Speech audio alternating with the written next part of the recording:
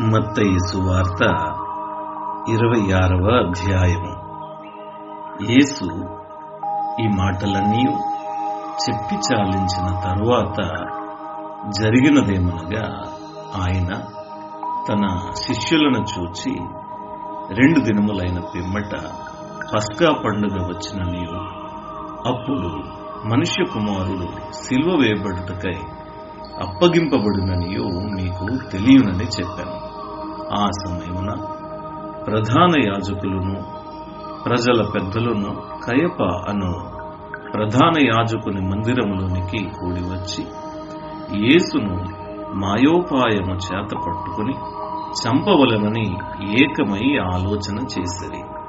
అయితే ప్రజలలో అల్లరి కలగకుండునట్లు పండుగలో వద్దని చెప్పుకున్నది. యేసు బేతనియలో కుష్ఠరోగి అయిన సీమోను ఇంటనున్నప్పుడు ఒక స్త్రీ మిక్కిలి విలువగల అత్తరు బుడ్డి తీసుకుని ఆయన యొద్దకు వచ్చి ఆయన భోజనమునకు కూర్చుండగా దానిని ఆయన తల మీద పోసెను. శిష్యులు చూచి కోపపడి, ఈ నష్టమెందుకు?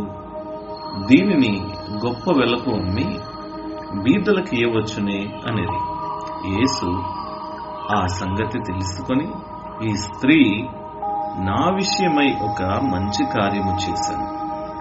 ఈమెను మీరెలా తొందర పెట్టుచున్నారు? బీదలెల్లప్పుడూ మీతో కూడా ఉన్నారు గాని నేనెల్లప్పుడూ మీతో కూడా ఉండను. ఈమె ఈ అత్తరు నా శరీరము మీద పోసి నా భూస్థాపన నిమిత్తము దీనిని చేశాను. సర్వలోకమందు ఈ సువార్త ఎక్కడ ప్రకటింపబడునో అక్కడ ఈమె చేసినది ఈమె జ్ఞాపకార్థముగా ప్రశంసింపబడునని మీతో నిశ్చయముగా చెప్పుచున్నానని వారితో అనెను. అప్పుడు 12 మందిలోనొకడు ఇస్కర్యోతు యూదా ప్రధాన యాజకుల యొద్దకు వెళ్ళి, నేనాయనను మీకు అప్పగించిన ఎడల నాకేమి ఇత్తురని వారిని అడిగాను. అందుకు వారు 30 వెండి నాణములు తూచి వానికి ఇచ్చిరి. వాడప్పటి నుండి ఆయనను అప్పగించుటకు తగిన సమయము కనిపెట్టుచుండెను. పులియని రొట్టెల పండుగలో మొదటి దినమందు శిష్యులు యేసునొద్దకు వచ్చి, పస్కాను భుజించుటకు మేము నీ కొరకు ఎక్కడ సిద్ధపరచగూరుచున్నావని అడిగిరి. అందుకు ఆయన, మీరు పట్టణమందు ఫలాని మనుషుని యొద్దకు వెళ్ళి, నా కాలము సమీపమై ఉన్నది, నా శిష్యులతో కూడా నీ ఇంట పస్కాను ఆచరించదనని బోధకుడు చెప్పుచున్నాడని అతనితో చెప్పుడనెను. యేసు తమకు ఆజ్ఞాపించిన ప్రకారము శిష్యులు చేసి పస్కాను సిద్ధపరిచారు. సాయంకాలమైనప్పుడు ఆయన 12 మంది శిష్యులతో కూడా భోజనమునకు కూర్చుండెను. వారు భోజనము చేయుచుండగా ఆయన, మీలో ఒకడు నన్ను అప్పగించునని మీతో నిశ్చయముగా చెప్పుచున్నాను నేను. అందుకు వారు బహు దుఃఖపడి, ప్రతి వాడును ప్రభువా నేనా అని ఆయన అడగగా, ఆయన, నాతో కూడా పాత్రలో చెయ్యి ముంచిన వాడెవడో వాడే నన్ను అప్పగించువాడు. మనుష్య కుమారుని గూర్చి వ్రాయబడిన ప్రకారము ఆయన పోవుచున్నాడు గాని ఎవని చేత మనుష్య కుమారుడు అప్పగింపబడుచున్నాడో ఆ మనుషునికి శ్రమ. ఆ మనుష్యుడు పుట్టియుండని ఎడల వానికి మేలని చెప్పాను. ఆయనను అప్పగించిన యూదా, బోధకుడా నేనా అని అడుగగా ఆయన, నీవన్నట్టే అనెను. వారు భోజనము చేయుచుండగా యేసు ఒక రొట్టె పట్టుకుని దానిని ఆశీర్వదించి విరిచి తన శిష్యులకిచ్చి, మీరు తీసుకుని తినుడి, ఇది నా శరీరమని చెప్పాను. మరియు ఆయన గిన్నె పట్టుకుని కృతజ్ఞతాస్తుతులు చెల్లించి వారికిచ్చి, దీనిలోనిది మీరందరూ త్రాగుడి, ఇది నా రక్తము, అనగా పాపక్షమాపణ నిమిత్తము అనేకుల కొరకు చిందింపబడుచున్న నిబంధన రక్తము. నా తండ్రి రాజ్యంలో మీతో కూడా నేను ఈ ద్రాక్షారసము క్రొత్తదిగా త్రాగుదినము వరకు ఇకను దాన్ని త్రాగనని మీతో చెప్పుచున్నానెను. అంతట వారు కీర్తన పాడి ఒలీవల కొండకు వెళ్ళిరి. అప్పుడు యేసు వారిని చూచి, ఈ రాత్రి మీరందరూ నా విషయమై అభ్యంతరపడెదరు. ఏలయనగా గొర్రెల కాపరిని కొట్టుదును, మందలోని గొర్రెలు చెదిరిపోవును అని వ్రాయబడి ఉన్నది గదా. నేను లేచిన తర్వాత మీకంటే ముందుగా గలిలయకు వెళ్ళెదనెను. అందుకు పేతురు, నీ విషయమై అందరూ అభ్యంతరపడినను నేను ఎప్పుడునూ అభ్యంతరపడనని ఆయనతో చెప్పగా, యేసు అతన్ని చూచి, ఈ రాత్రి కోడి కూయక మునుపే నీవు నన్ను ఎరుగనని ముమ్మారు చెప్పేదవని నీతో నిశ్చయముగా చెప్పుచున్నాను నేను. పేతురు ఆయనను చూచి, నేను నీతో కూడా చావవలసి వచ్చినను నిన్ను ఎరుగనని చెప్పననెను. అదే ప్రకారము శిష్యులందరూ అనిరి. అంతట యేసు వారితో కూడా గెత్సేమనే అనబడిన చోటికి వచ్చి, నేను అక్కడికి వెళ్లి ప్రార్థన చేసి వచ్చే వరకు మీరిక్కడ కూర్చుండుడని శిష్యులతో చెప్పి, పేతురును జెబెదయి ఇద్దరు కుమారులను వెంట పెట్టుకుని పోయి దుఃఖపడుటకును చింతాక్రాంతుడగుటకును మొదలుపెట్టాను. అప్పుడు యేసు, మరణమగునంతగా నా ప్రాణము బహు దుఃఖంలో మునిగి ఉన్నది. మీరు ఇక్కడ నిలిచి నాతో కూడా మెలకువగా నుండుడని వారితో చెప్పి కొంత దూరము వెళ్ళి సాగిలపడి, నా తండ్రి, సాధ్యమైతే ఈ గిన్నె నా యొద్ద నుండి తొలగిపోనిమ్ము. అయినను నా ఇష్ట ప్రకారము కాదు, నీ చిత్త ప్రకారమే కానిమ్మని ప్రార్థించను. ఆయన మరలా శిష్యుల యొద్దకు వచ్చి వారు నిద్రించుట చూచి, ఒక గడి అయినను నాతో కూడా మేల్కొని ఉండలేరా? మీరు శోధనలో ప్రవేశింపకుండునట్లు మెలకువగా ఉండి ప్రార్థన చేయుడి. ఆత్మ సిద్ధమే గాని శరీరము బలహీనమని పేతురుతో చెప్పి మరలా రెండవ మారు వెళ్ళి, నా తండ్రి, నేను దీనిని త్రాగితేనే గాని ఇది నా యొద్ద నుండి తొలగిపోవుట సాధ్యము కాని ఎడల నీ చిత్తమే సిద్ధించుగాక అని ప్రార్థించి తిరిగి వచ్చి వారు మరలా నిద్రించుట చూచెను.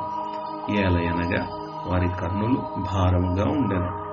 ఆయన వారిని మరలా విడిచి వెళ్లి ఆ మాటలే చెప్పుచు మూడవ మారు ప్రార్థన చేశాను. అప్పుడు ఆయన తన శిష్యుల యొద్దకు వచ్చి, ఇక నిద్రపోయి అలసట తీర్చుకున్నది. ఇదిగో ఆ గడియ వచ్చి ఉన్నది. మనిషి కుమారుడు పాపుల చేతికి అప్పగింపబడుచున్నాడు. లెండి, వెళ్ళుదుము. ఇదిగో నన్ను అప్పగించువాడు సమీపించి ఉన్నాడని వారితో చెప్పాను. ఆయన ఇంకనూ మాటలాడుచుండగా 12 మందిలో ఒకడగు యూదా వచ్చాను. వానితో కూడా బహుజన సమూహములు కత్తులు గుదియలు పట్టుకుని ప్రధాన యాజకుల యొద్ద నుండి ప్రజల పెద్దల యొద్ద నుండి వచ్చాను. ఆయనను అప్పగించువాడు నేనెవరిని ముద్దు పెట్టుకుందునో ఆయనే యేసు. ఆయనను పట్టుకునుడని వారికి గుర్తు చెప్పి వెంటనే యేసు నొద్దకు వచ్చి, బోధకుడా, నీకు శుభమని చెప్పి ఆయనను ముద్దు పెట్టుకున్నాను. యేసు, చెలికాడా, నీవు చేయవచ్చినది చేయుమని అతనితో చెప్పగా వారు దగ్గరకు వచ్చి ఆయన మీద పడి ఆయనను పట్టుకునేది. ఇదిగో యేసుతో కూడా ఉన్న వారిలో ఒకడు చెయ్యి చాచి కత్తి దూసి ప్రధాన యాజకుని దాసుని కొట్టి వాని చెవి తెగ నరికాను. యేసు, నీ కత్తి వరలో తిరిగి పెట్టుము. కత్తి పట్టుకుని వారందరూ కత్తి చేతనే నశింతురు. ఈ సమయమున నేను నా తండ్రిని వేడుకొనలేననియు, వేడుకొనిన ఎడల ఆయన 12 సేనా వ్యూహముల కంటే ఎక్కువ మంది దూతలను ఇప్పుడే నాకు పంపడనియు నీవు అనుకునుచున్నావా? నేను వేడుకొనిన ఎడల ఈలాగు జరగవలెనను లేఖనం ఎలాగూ నెరవేరునని అతనితో చెప్పాను. ఆ గడియలోనే యేసు జన సమూహములను చూచి బందిపోటు దొంగ మీదికి వచ్చినట్టు కత్తులతోనూ గుదియలతోనూ నన్ను పట్టుకుని వచ్చితిరా? నేను అనుదినము దేవాలయంలో కూర్చుండి బోధించుచున్నప్పుడు మీరు నన్ను పట్టుకునలేదు. అయితే ప్రవక్తల లేఖనములు నెరవేరునట్లు ఇదంతయు జరిగినని చెప్పాను. అప్పుడు శిష్యులందరూ ఆయనను విడిచి పారిపోయేది. యేసును పట్టుకునిన వారు ప్రధాన యాజకుడైన కయప యొద్దకు ఆయనను తీసుకుని పోగా అక్కడ శాస్త్రులను పెద్దలను కూడియుండెరి. పేతురు ప్రధాన యాజకుని ఇంటి ముంగిటి వరకు ఆయనను దూరము నుండి వెంబడించి లోపలికి పోయి దీని అంతమేమవునో చూడవలెనని బంట్రౌతులతో కూడా కూర్చుండెను. ప్రధాన యాజకులను మహాసభ వారందరూ యేసును చంపవలెనని ఆయనకు విరోధముగా అబద్ధ సాక్ష్యము వెతుకుచుండిరి. కాని అబద్ధ సాక్షులు అనేకులు వచ్చినను సాక్ష్యమేమీ దొరకలేదు. తుదకు 2 మనుష్యులు వచ్చి వీడు దేవాలయమును పడగొట్టి 3 దినములలో దాన్ని కట్టగలనని చెప్పాననేది. ప్రధాన యాజకుడు లేచి, నీవు ఉత్తరమేమీ చెప్పవా? వీరు నీ మీద పలుకుచున్న సాక్ష్యమేమని అడుగగా యేసు ఊరుకుండెను.